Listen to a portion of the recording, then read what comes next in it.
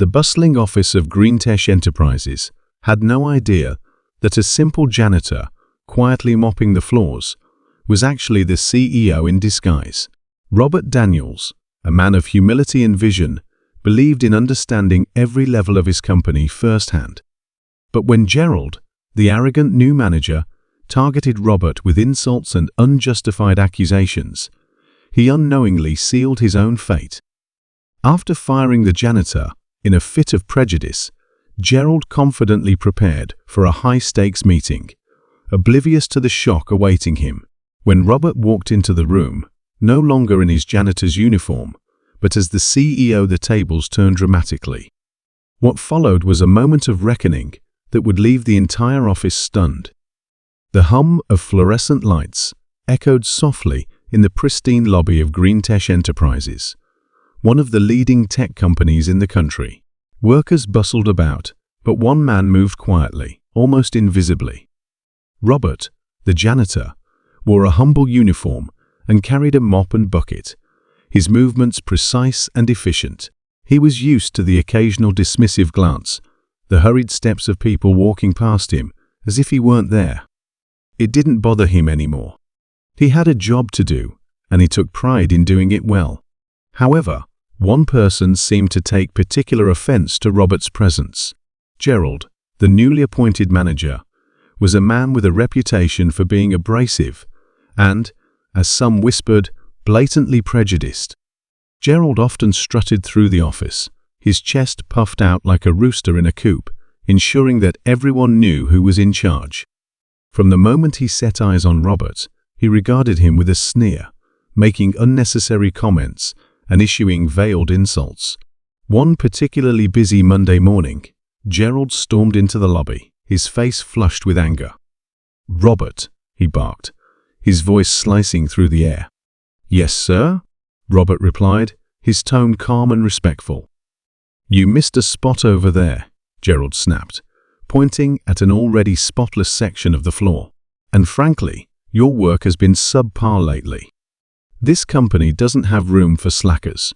Robert looked at him, unfazed. "I'll take care of it right away, sir." But Gerald wasn't done. "You know what? I'm tired of this.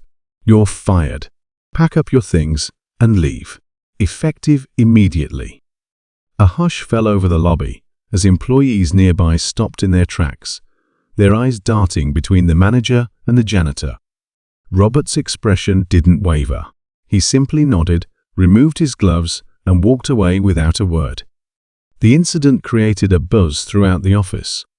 Gerald, oblivious to the growing unease among the staff, strutted back to his office, satisfied with himself. To him, it was just another demonstration of his authority. The following day, a major meeting was scheduled. The employees were abuzz with speculation. Rumor had it that the CEO, who was notoriously private and rarely made appearances, would be attending.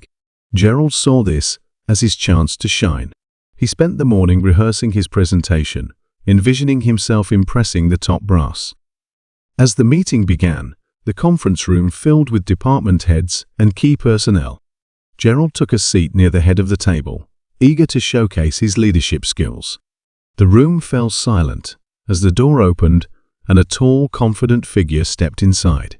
It was Robert, but he was almost unrecognizable, gone were the janitor's uniform and mop bucket. He now wore an impeccably tailored suit, his demeanor commanding and authoritative. Gasps rippled through the room. Gerald's mouth hung open, his face turning pale as he realized what was happening. Robert walked to the head of the table and introduced himself. "Good morning, everyone.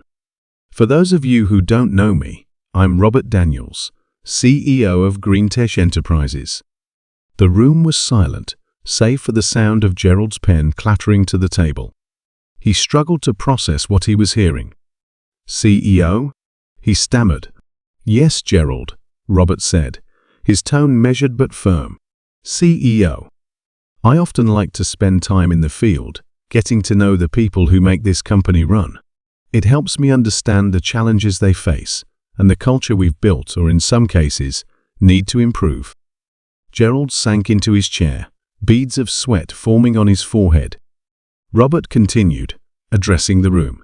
This company was built on the principles of respect, inclusivity, and hard work. We strive to create an environment where everyone feels valued, regardless of their position. Unfortunately, I've recently witnessed behavior that contradicts these values. His gaze locked onto Gerald, who squirmed under the weight of the scrutiny.